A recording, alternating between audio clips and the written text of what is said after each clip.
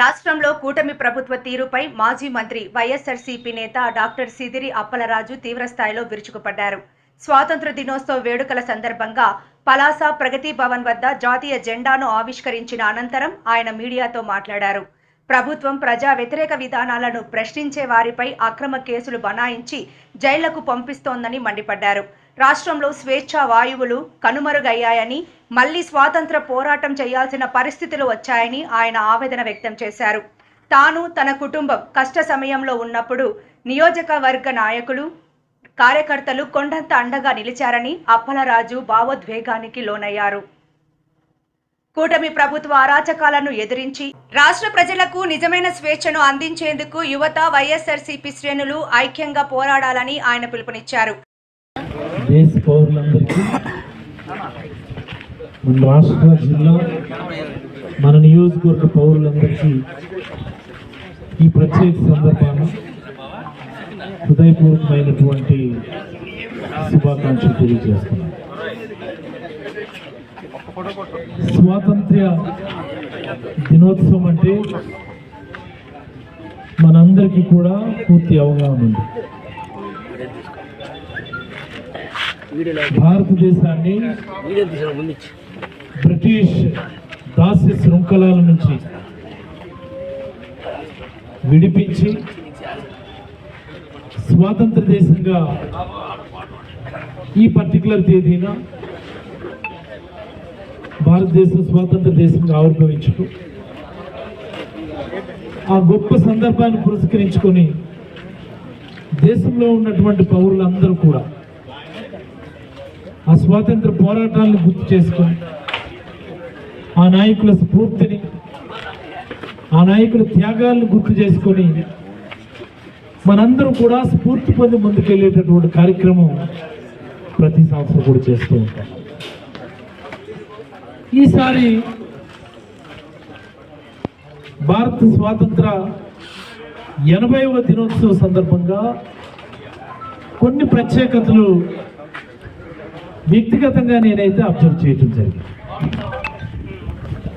ఇది ఈ సంవత్సరం నేను అబ్జర్వ్ చేసినటువంటి మాటల్ని నేను మాట్లాడదలుచుకున్నాను.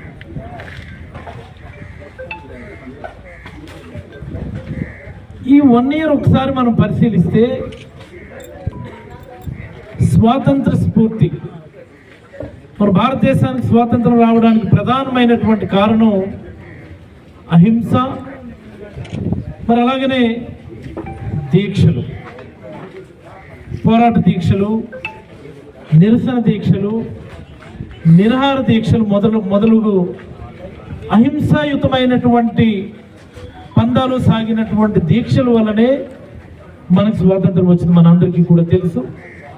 దీనికి మన జాతిపిత మహాత్మా గాంధీ గారు ప్రపంచవ్యాప్తంగా ఒక గొప్ప బాటను చూపించడమే కాకుండా ప్రపంచానికి ఆ దిశగా ముందుకు నడిపించినటువంటి సందర్భం కూడా చూశాను. మరి ఈ సంవత్సరం ఈ నిరసన కార్యక్రమాల ద్వారా, ఈ నిరసనల ద్వారా, నిరాహార దీక్షల ద్వారా సాధించింది ఏంటి అని ఒకసారి మనం పరిశీలిస్తే, స్వాతంత్రం తర్వాతనే ఒక గొప్ప విప్లవం యువకుల రూపంలో ఈ దేశంలో రూపుదిద్దుకుందని ఈ సందర్భంగా మీకు అందరికీ ఒక జంజీ విప్లవం గురించి సగర్వంగా ఒకసారి గుర్తు చేయవలసింది. ఇది యువకుల్లో దాగి ఉన్నటువంటి ఒక పోరాట స్ఫూర్తికి, యువకుల్లో ప్రభుత్వాలు ఆశించినటువంటి స్థాయిలో పనిచేస్తున్నాయా లేదా అన్నటువంటి విషయాన్ని గమనించుకోవడానికి ఇటీవల కాలంలో జరిగినటువంటి యువకుల ఆధ్వర్యంలో, జనరల్గా రాజకీయ పార్టీలు అంటే ఓ ప్రోగ్రాం అంటే 10 మందికి ముందస్తుగా కబురు పెట్టుకుంటారు, 10 మంది కూర్చొని ప్లాన్ చేసుకుంటారు, దానికి తగ్గ ఏర్పాట్లని ఇంకోటని ప్రచారం అని రకరకాల మార్గాల్లో రాజకీయ పార్టీలు ఏ నిరసన కార్యక్రమం అయినా చేస్తాయి. ఓ పర్టికులర్ స్టాండర్డ్ ఆపరేటింగ్ ప్రొసీజర్ ఉంటుంది. ఈ జంజీ విప్లవం ఏదైతే ఉందో, యువకుల ఆధ్వర్యంలో జరిగినటువంటి విప్లవం ఏదైతే ఉందో, దీనికి నేను ఒక్కరిని బాధ్యం చేయాలని అనుకోవడం లేదు. ఏ ఒక్క పార్టీకి ఈ విజయాన్ని ఇవ్వాలని కూడా నేను అనుకోవడం లేదు. ఈ విజయం ఏదైతే ఉందో ప్రభుత్వం మీద ఒత్తిడి తీసుకొచ్చి ప్రభుత్వ పనితీరు ఇలా ఉండాలా, ప్రభుత్వం ఈ మాదిరి కార్యక్రమాలను ప్రజల కోసం ఖచ్చితంగా చేయవలసిందే, జవాబుదారీగా ఉండవలసిందే అన్నటువంటి ఆ డిమాండ్స్ ఏవైతే ఉన్నాయో ఇది పూర్తిగా యువకుల యొక్క విజయం అని చెప్పి ఈ సందర్భంగా నేనైతే మరొక మాట గుర్తు చేయగలుగుతాను. ఎక్కడైనా ఎవరికైనా ఒక వ్యక్తిగతమైన ఆహ్వానం ఉందా? ఎవరికైనా ఎక్కడైనా ఈ రకంగా చేయాలి అన్నటువంటి ఓ పర్టికులర్ ఓ ప్రొసీజర్ ఉందా? లేదే. మనం ఉద్యమం చేయవలసిందే. ఈ ప్రభుత్వం నీట్ పేపర్ లీక్ ఏదైతే ఉందో అది ఈ ఒక్క సంవత్సరం జరగల. 2024లో కూడా లీక్ జరిగింది. 2024లో అప్పుడు మళ్ళీ పరీక్ష పెట్టేటటువంటి ఉద్దేశం లేకుండా కొన్ని సెంటర్లు ఐడెంటిఫై చేసి ఆ సెంటర్లలో పరీక్ష రాసినటువంటి విద్యార్థులకే మళ్ళీ పరీక్ష పెట్టారు. ఆ మాదిరి 2024లో దాన్ని కప్పిపుచ్చారు. ఈసారి ఇంకా అవుట్ అండ్ అవుట్గా ఓపెన్ అయిపోయింది వ్యవహారం. ఇలాంటి పరిస్థితుల్లో కూడా ప్రభుత్వం తప్పించుకోవడానికి ప్రయత్నం చేసినప్పుడు యువకులు చేసినటువంటి ఆ ఉద్యమం, ఆ నిరసన అన్నటువంటిది మనందరిలో కూడా ఒక గొప్ప స్ఫూర్తిని నింపిందని నేనైతే అభిప్రాయపడుతున్నాను. ఇది చాలా రోజుల తర్వాత స్వతంత్ర భారతదేశంలో తీసుకున్నటువంటి ఒక పాత్వే, ఒక స్ఫూర్తి, ఒక నడవడిక. చూసుకోండి, ఆ ఉద్యమం జరిగినప్పుడు పోలీసులు లాఠీలు పట్టుకొని, మేకులు గుచ్చినటువంటి లాఠీలు పట్టుకొని, లేకపోతే గన్నులు పట్టుకొని టియర్ గ్యాస్ ప్రయోగిస్తామని ఇంకోటి అన్నప్పుడు యువ మహిళలు పిడికిలు బిగించి ఎదురు నిలబడి మీరు ఏమి చేసినా సరే మేము శాంతియుతంగానే నిరసన వ్యక్తం చేస్తాము అని చెప్పి నిలబడడం అన్నటువంటిది చాలా గొప్ప విషయమని ఈ సందర్భంగా నేనైతే గుర్తు చేయదలుచుకుని, ఇది మరొక స్వాతంత్ర్య పోరాటంలో భాగంగా జరిగినటువంటి ఉద్యమం కింద మనందరూ కూడా భావించవచ్చు. ఎందుకు ఆ పోరాటం అంత విజయవంతమైందంటే గత కొంతకాలంగా ప్రభుత్వాలు వాళ్ళు ఏమనుకుంటే అవే చేసాయి తప్ప ప్రజల భావాలకి, యువకుల భావాలకి దూరంగా పనిచేశాయి. తద్వారా అది ప్రజల్లో దాగినటువంటి ఒక తెలియనటువంటి అసంతృప్తికి దారితీసిందని చెప్పడానికి అది ఒక నిదర్శనం. ప్రభుత్వాలు ప్రజల కోసం ఎలా పనిచేయాలి, చివరికి సుప్రీంకోర్టు ఇంటర్వ్యూన్ అయ్యి నిరసన చేయటం ప్రతి ఒక్కరి హక్కు అని ఒక ఆర్డర్ ఇచ్చేటటువంటి పరిస్థితిలోకి మళ్ళీ ఈ దేశం వెళ్ళిందంటే గొప్ప విజయం అని మనందరూ భావించాల్సినటువంటి పరిస్థితి. సుప్రీంకోర్టు చెప్పింది నిరసన చేయడం హక్కు, నిరసనకారులను అణగదొక్కేయడం అన్నటువంటిది అది తప్పు. ఎక్కడైతే అసంతృప్తి ఉంటుందో, ఎక్కడైతే అణచివేత ఉంటుందో అక్కడ ఉద్యమం నిరసన రూపంలో ఉంటుంది అని సుప్రీంకోర్టు కూడా దాన్ని సమర్థించినటువంటి సందర్భం చూశాను. మరి మన రాష్ట్రం తీసుకుంటే, మన రాష్ట్రం గురించి ఒకసారి మనం ఆలోచిస్తే 1947కు ముందు ఉన్నటువంటి పరిస్థితులు ఇప్పుడు ఏకంగా 24 తర్వాత ఈ రాష్ట్రంలో వచ్చాయి. 47కు ముందు ఈ దేశంలో పరిస్థితులు ఎలా ఉండేవో అలాంటి పరిస్థితులు ఇప్పుడు ఈ 2024 తర్వాత మన రాష్ట్రంలో దాపురించాయని నేనైతే భావిస్తా ఉన్నాను. ఎవరు గొంతు తెరిచినా సరే, ఎవరు ప్రభుత్వానికి వ్యతిరేకంగా మాట్లాడినా సరే, ఎవరు ప్రభుత్వానికి వ్యతిరేకంగా రోడ్డు ఎక్కినా సరే వెంటనే వాళ్ళ మీద అక్రమ కేసులు బనాయించడం ఒక ఎత్తు అయితే జైలుకు పంపించడం, ఇది చాలా కట్టుపోకడి. ఈ అణచివేత ఏ స్థాయిలో ఉందంటే ఓ ప్రతిపక్ష నాయకుడు ఒక పరామర్శ చేస్తామంటే పర్మిషన్ ఇవ్వము అంటారు. ఓ ప్రతిపక్ష నాయకులు నిరసన కార్యక్రమం చేస్తాము అంటే పర్మిషన్ లేదు అంటారు. వేరే యాక్ట్ ఇంప్లిమెంట్ చేసామంటారు, లేకపోతే పలానా సెక్షన్ ఇంప్లిమెంట్ చేసాం, నిరసనకు అవకాశం లేదు, నిరసన పర్మిషన్ లేదు, మీరు అడుగు బయట పెడితే కేసులు పెడతామంటా ఉన్నారు. ఎటుపోతుంది ఈ రాష్ట్రం అని నేనైతే కొంత ఆవేదన ఉంది. ఎటుపోతుంది ఇది? ఈ నిరసన, ఈ అణచివేత, ఈ మాదిరి పరిపాలన మళ్ళీ అంతమవ్వాలి అంటే ఈ రాష్ట్రంలో ఇది ఒక్క యువకులకే సాధ్యం. ఆల్రెడీ ఈ రాష్ట్రంలో ఉన్నటువంటి యువకుల్లో కూడా, ఆ జెన్జీ యువకుల్లో, జెన్ ఆల్ఫా యువకుల్లో ఈ ప్రభుత్వాన్ని ఖచ్చితంగా మనము గద్దె దింపవలసిందే. మళ్ళీ ఈ రాష్ట్రాన్ని ఆ స్వాతంత్రం వైపు అడుగు వేయించవలసింది అన్నటువంటి భావనలోకి రాష్ట్ర ప్రజలు కానీ, యువకులు కానీ, మహిళలు కానీ వచ్చారని నేనైతే అభిప్రాయపడతాను. ఎందుకు ఈ మాట ఇంత బలంగా చెప్పగలుగుతున్నానంటే, ఇటీవల కాలంలో ఈ ప్రభుత్వ దుశ్చర్యలు, ఈ ప్రభుత్వ అక్రమాలకు అంతులేనటువంటి పరిస్థితుల్లో ప్రతిపక్ష స్థాయిలో ఉన్నటువంటి ఏ స్థాయి నాయకులైనా సరే, అది నియోజకవర్గ స్థాయి నాయకులు కావచ్చు, జిల్లా స్థాయి నాయకులు కావచ్చు, రాష్ట్ర స్థాయి నాయకుడు కావచ్చు, ఏ పిలిపించినా పెద్ద ఎత్తున విజయవంతం అవడం, పెద్ద ఎత్తున దానిలో సాధారణ ప్రజలు భాగస్వామ్యం కావడం మన అందరూ కూడా ఇటీవల చూస్తూనే ఉన్నాము. ఇది ప్రభుత్వం పైన ఉన్నటువంటి వ్యతిరేకతకి నిదర్శనమని నేనైతే భావిస్తా ఉన్నాను. ఈరోజు ఒక మాటలో చెప్పాలి అంటే, ఈ రాష్ట్రంలో ప్రభుత్వానికి వ్యతిరేకంగా పోరాడుతున్నటువంటి ప్రతి వ్యక్తి కూడా, అది వైఎస్ఆర్ కాంగ్రెస్ పార్టీ కావచ్చు, ఓ కమ్యూనిస్ట్ పార్టీ కావచ్చు, ఓ ప్రజా సంఘాలు కావచ్చు, లేకపోతే ఒక ఉద్యోగ సంఘాలు కావచ్చు, ఒక ఆర్టీసీ సంఘాలు కావచ్చు, ఒక టీచర్ సంఘాలు కావచ్చు, ఒక సచివాలయ ఉద్యోగుల సంఘాలు కావచ్చు, ఒక అంగన్వాడీ ఆశా వర్కర్ల యూనియన్ కావచ్చు, ఏ యూనియన్, ఏ సంఘం తరఫున ఈరోజు ఈ చాలా బలంగా నేను చెప్పగలను. ఎందుకంటే తెచ్చితే చాలు కేసులు పెట్టి జైలు పంపించేటటువంటి మళ్ళీ ఆ పాత ఇంగ్లాండ్ పరిపాలన ఈ రాష్ట్రంలో చంద్రబాబు గారి నేతృత్వంలో ఇంప్లిమెంట్ అవుతామని. ఈ పోరాటం మరొక 2.5 ఏళ్ళు 3 ఏళ్ళు మనం కొనసాగించాల్సినటువంటి అవసరం ఉంది.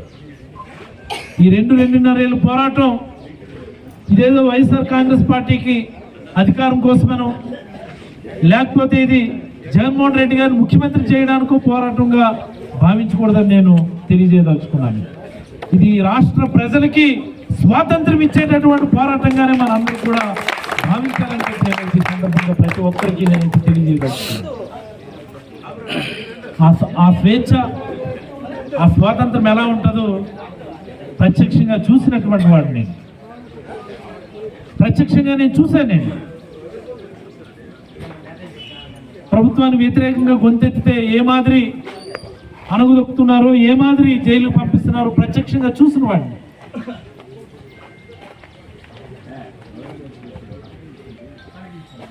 ఈరోజు స్ఫూర్తిదాయకమైనటువంటి రోజు, కాకతాళీయమైనా సరే 80వ స్వాతంత్ర పర్టికులర్ డేకి ఒక రోజు ముందే నేను జైలు నుంచి రావటం, భారత జాతీయ పతాకాన్ని ఎగురవేసేటటువంటి అవకాశం మళ్ళీ మన నియోజకవర్గంలో ఉన్నటువంటి అన్ని స్థాయి కార్యకర్తలు, అన్ని స్థాయిలో ఉన్నటువంటి నాయకులు నాకు ఈ అవకాశం ఇవ్వటం నేనైతే గొప్ప అవకాశంగా భావిస్తున్నాను.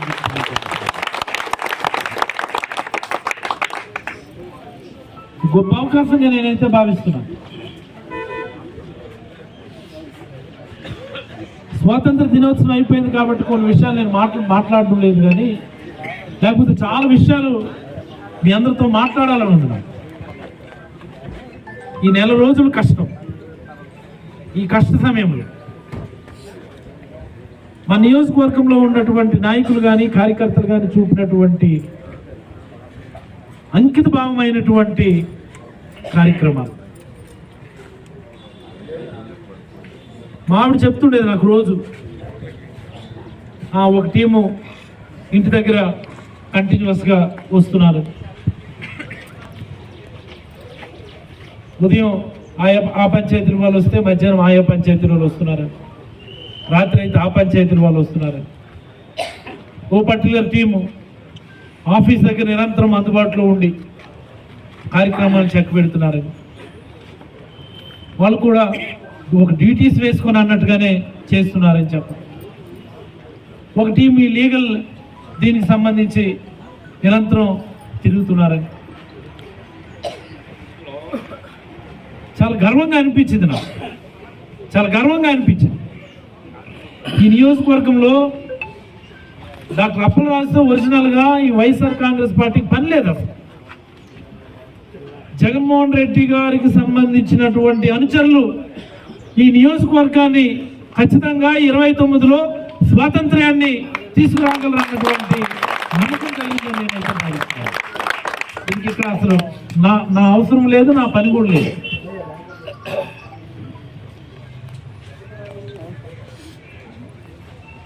ఇలాంటి కష్ట సమయంలో ఎలా ఉంటుందంటే, నేను వెళ్ళిపోయినాను, నా కొడుకు కూడా జైల్లో ఉన్నాను. అసలు ఫ్యామిలీ మరి ఇంకా how they can handle, how they can cope with the situation అంటే, ఇందులోనే పార్టీ తరఫున ఖచ్చితమైనటువంటి కార్యక్రమాలు చేయాల్సినటువంటి సందర్భం. ఓ పక్క నుంచేమో పోలీసులు 144 సెక్షన్ అంటున్నారు, బయటకు వెళ్తే 4 కలిసి యాక్ట్ 30 అమల్లో ఉంది అంటున్నారు. అయినా సరే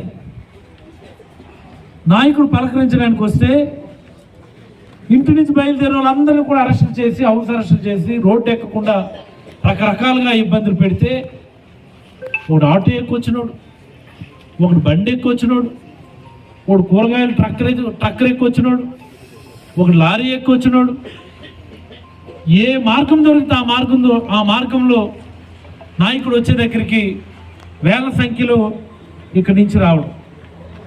ఎందుకు ఇది నేను జైల్లో ఉండి కష్టం అనుభవించానని అందరూ అనుకుంటారు, కానీ ఏ వ్యక్తికైనా రాజకీయ జీవితంలో ఇంతకంటే ఒక గొప్ప బ్లెస్సింగ్ కార్యకర్తల నుంచి, నాయకుల నుంచి, లేకపోతే నాయకుల నుంచి ఉంటుందని నేనైతే అనుకోవడం లేదని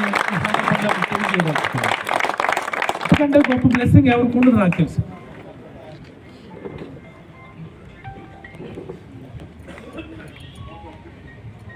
దేవుడి దయతో ఈ నియోజకవర్గ ప్రజలకి, మన కార్యకర్తలకి సర్వ్ చేయగలిగేటటువంటి అవకాశం ఒక్కసారి రావాలని నిజంగా మనస్ఫూర్తిగా అనిపించింది. రావాలి, సర్వ్ చేయగలిగేటటువంటి అవకాశం, కార్యకర్తల కష్టాన్ని రుణం తీర్చుకోగలిగేటటువంటి అవకాశం రావాలని మనస్ఫూర్తిగా అనిపించింది. నాయకుడు కూడా రాష్ట్ర ప్రజలకి ఆ స్వాతంత్రం ఇవ్వగలిగేటటువంటి అవకాశం రావాలని మనస్ఫూర్తిగా అనిపించింది.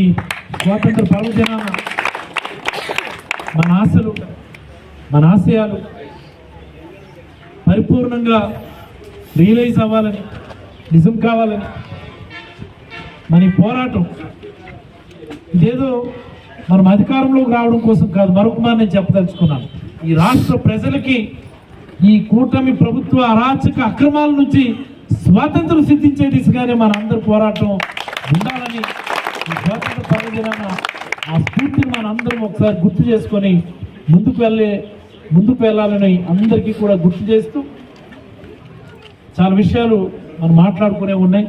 ఈ సందర్భం కాదు కాబట్టి వాటి జోలికి వెళ్లకుండా. కార్యక్రమంలో వైసీపీ నాయకులు, కార్యకర్తలు, అభిమానులు పాల్గొన్నారు.